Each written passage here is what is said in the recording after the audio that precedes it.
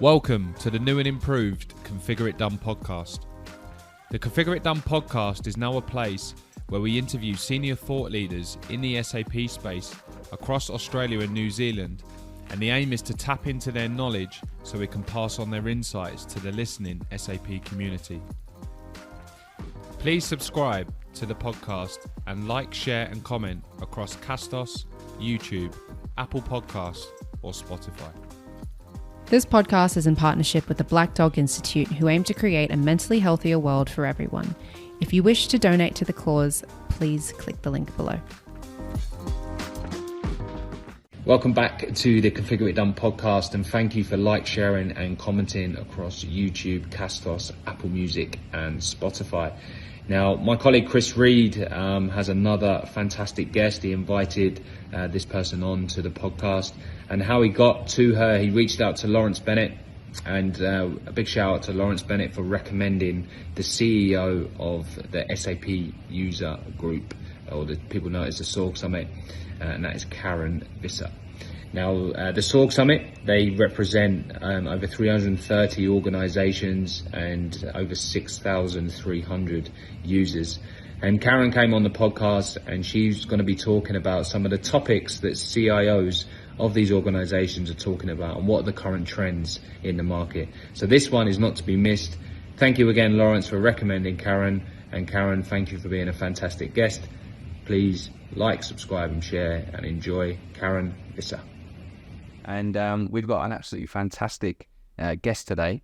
And a lot of our previous guests have been wanting someone like yourself to represent the SAP User Group to come on and talk about it. But I understand, Karen, you're the CEO of the SAP User Group, is that right? Yes, I am. Good morning. Good morning, and welcome to the podcast. And Chris, thank you for inviting Karen. How did you find Karen? Karen was referred to us from a client of ours who, is a member of the SAP User Group as well. And yeah, he recommended that we speak to you. And I think this started maybe 2 or 3 weeks ago, when we had a conversation and discussed a few different topics that you guys wanted to get out to our listeners. So really happy to have you on. Thanks for taking the time.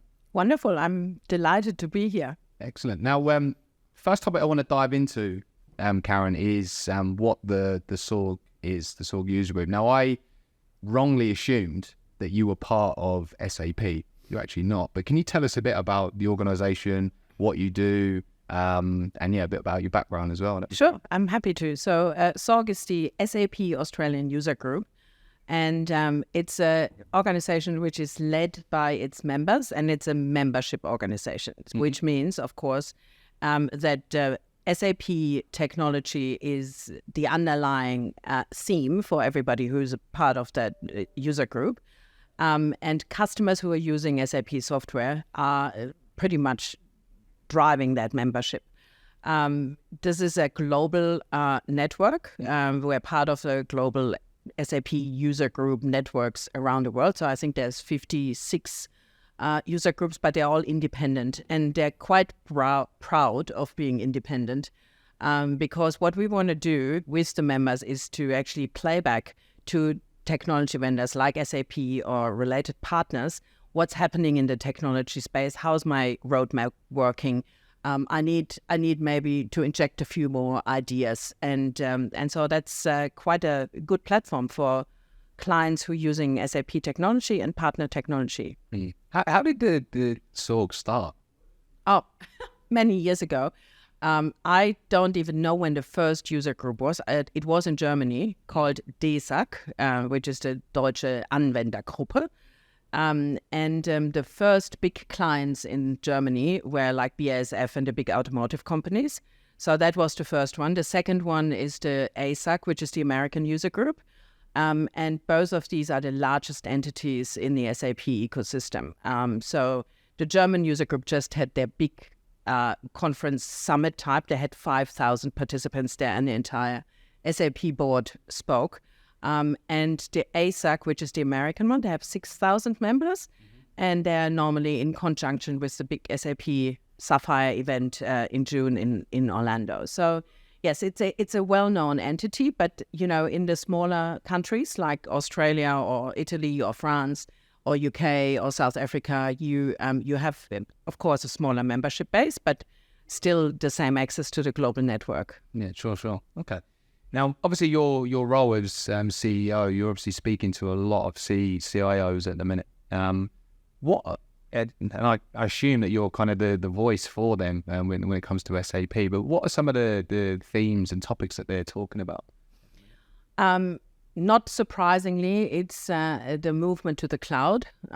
So a lot of we have a group called the Executive Council, which comprises 70 CIOs of the Australian membership base. Oh, wow. Okay.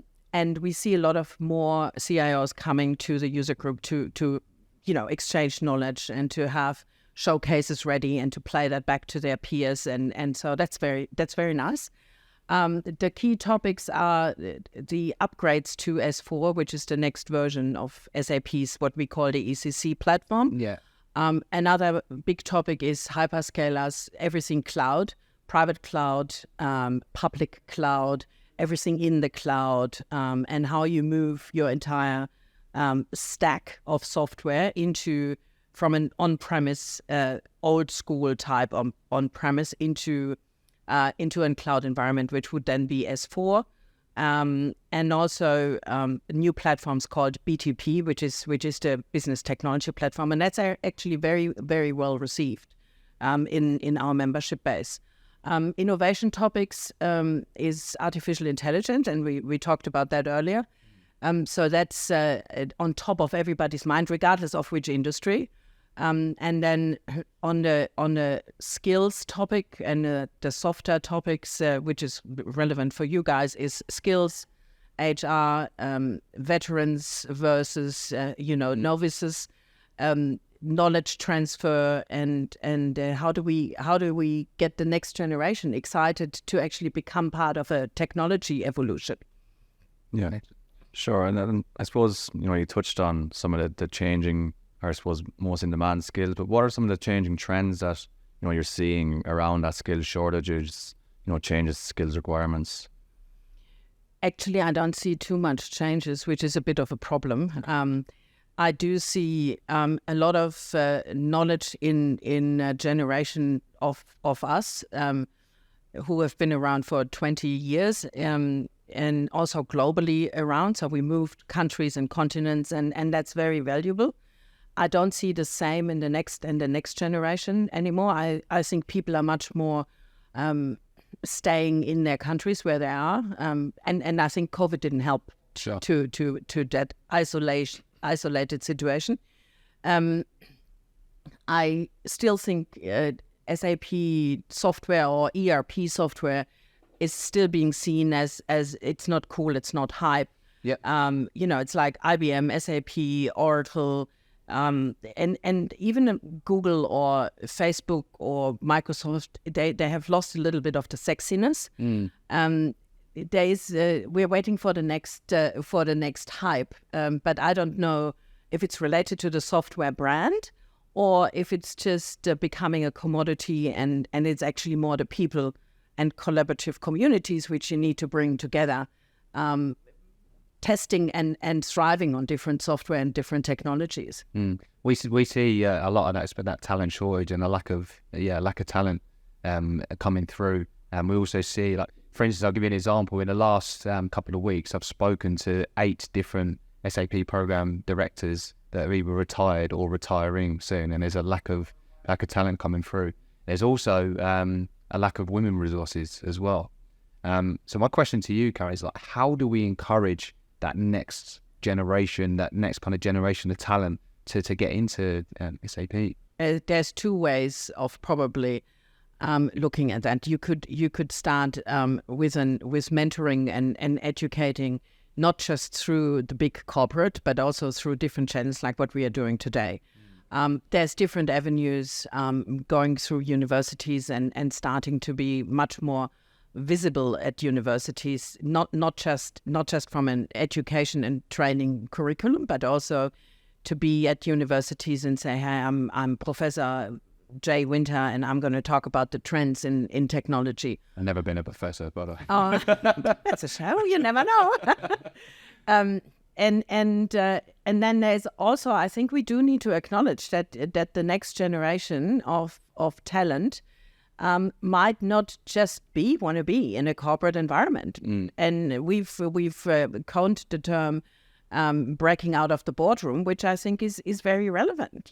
People don't want to sit around the boardroom for 8 hours and listening to forecast calls or board meetings. It's not what we want to do anymore. And we need to acknowledge that even though we love, to go through board meetings and the meetings and the agenda and blah, blah, blah, but it takes an agile, open-minded approach. It takes a reverse mentoring. It's not like we are mentoring you. You also need to mentor us. And it also takes, a little bit of an appreciation of what the knowledge pool we have in our generation would actually give you back if you would come and be connected with us or work with us. More flexibility in the work environment, which means maybe 2 or 3 days instead of 8 hours, 5 to 9, because that's still a bit of a, especially in the financial services industry, still a bit of a, theme. I don't want to work 5 days a week. I don't know. It's going to be interesting to watch that, especially with artificial intelligence becoming such a main area of focus. It's word of mouth sometimes. It's cool to work here. I'd love to come work for you, Jay. Maybe I can find a job in precision salsa. Hired. Thank you. And coming back to SORG, what's the overall goal for SORG? Yeah, with those CIOs that you represented. It's one big thing which we have done this year was to work very closely on resetting and revisiting the entire strategy. We have developed a point of view to actually discuss with our members and reflect what our members wanted, and not just the CIOs, but across the membership base. And mostly the topics are we need to be open-minded to the different technologies they are using. Of course, SAP is the underlying main platform, but how does it all work together? That's one topic. And also knowledge transfer, very big topic.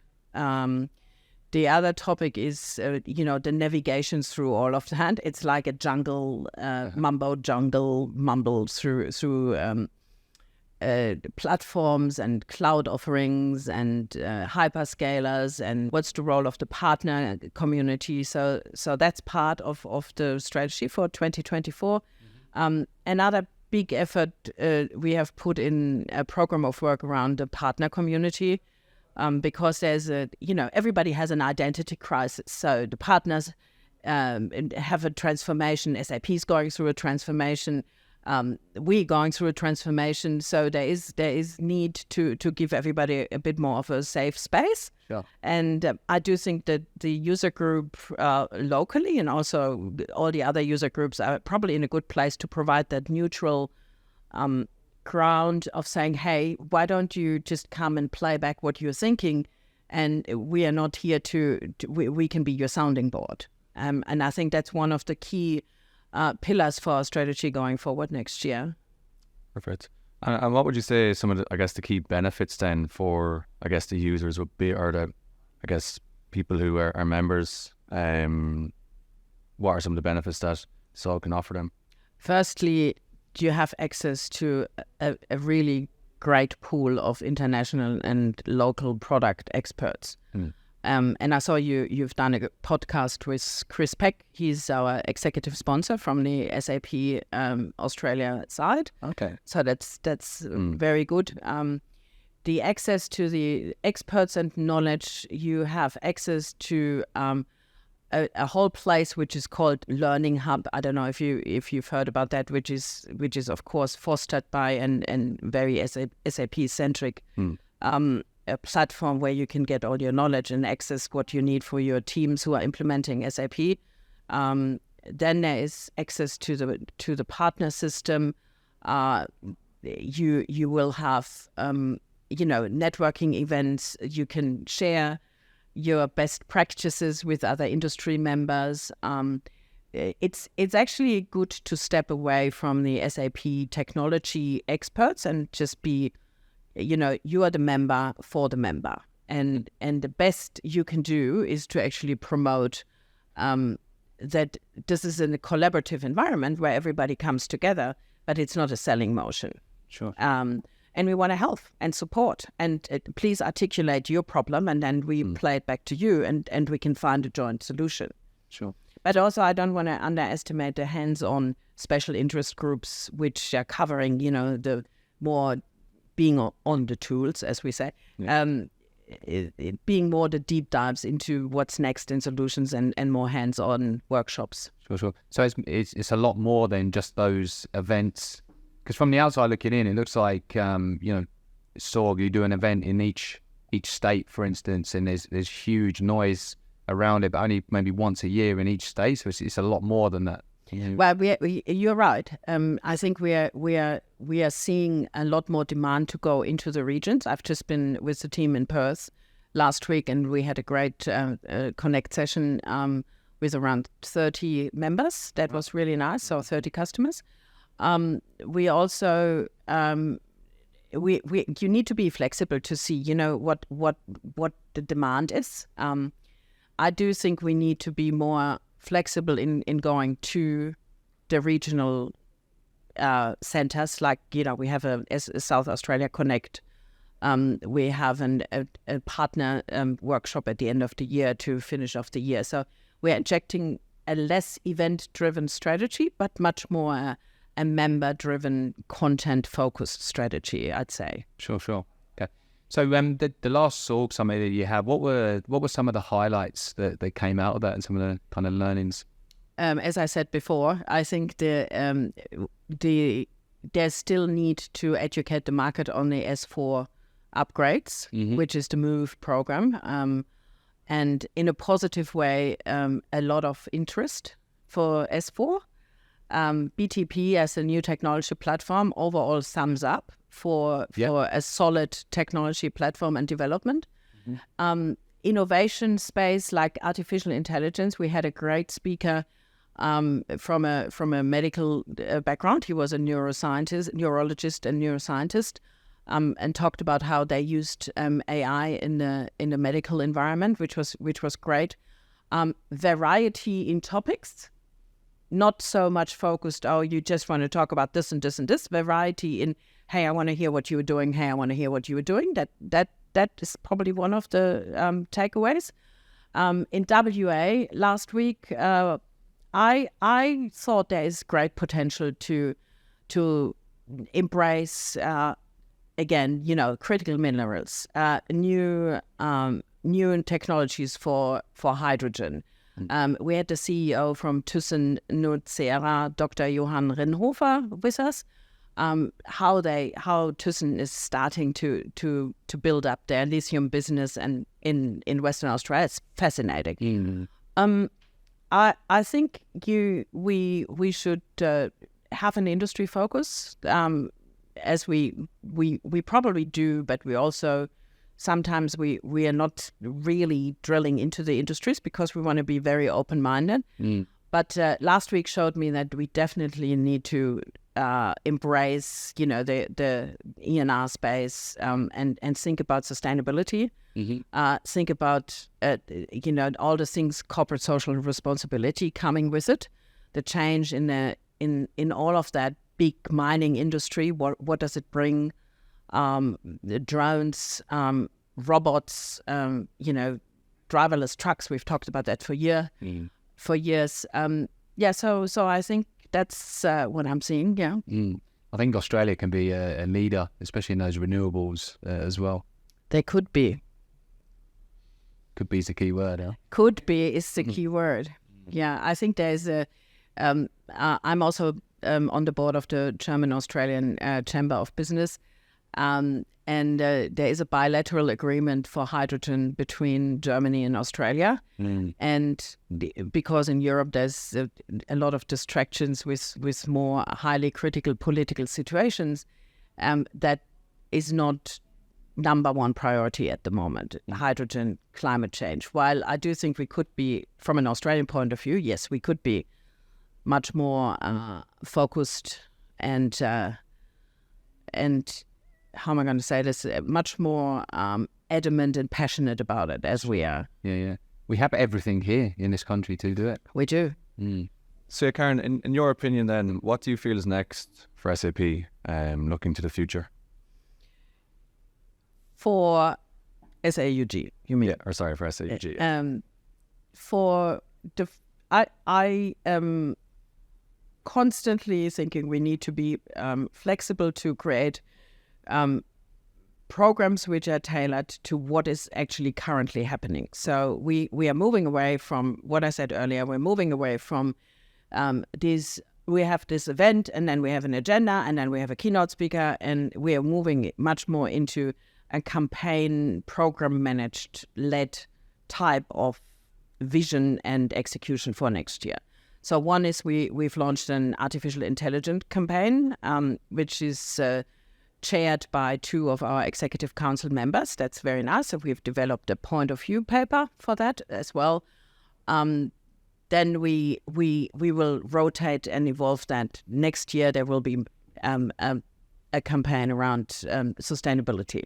Then there will be a campaign which is relevant for you about skills shortages, recruitment, talent pool, shortage of talents. I personally would like to have a campaign around security, data security, because we have big customers in the public sector, as you very well know, who are driving big SAP programs in the private, so-called in the private cloud space. But security and safety and trust in data is very, very important. And as I said before, industry focus, talk industry, and bring industries together, bring academia, governments, and industry together to create what's on top of your mind today. You know, who would have thought we're using ChatGPT to write a keynote and not sit there ourselves anymore, or maybe not. Excellent. Now, Karen, I want to ask you, we always ask this question at the end of a podcast, who you would like to listen to, or who you'd like to learn from on the podcast. And it's how we've got some of our guests like yourself. Today, we asked our customers. But yeah, who would you like to almost invite and listen to on the podcast? Anybody? Yeah, anybody. A lot of our listeners are obviously SAP specific. They're our customers and our clients in that space.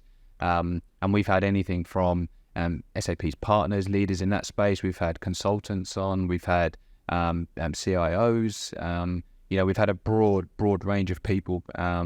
So it might be easy to ask, like, is there any specific topics or that you would like to learn about or are fascinated about? Yeah. If I have, so from a technology point of view or partner ecosystem point of view, I would love to have the CEO of Google having a conversation to sit there and say, hey, how do you you are still the cool, let's say Google is still the cool kid on the block, a bit old now, but okay.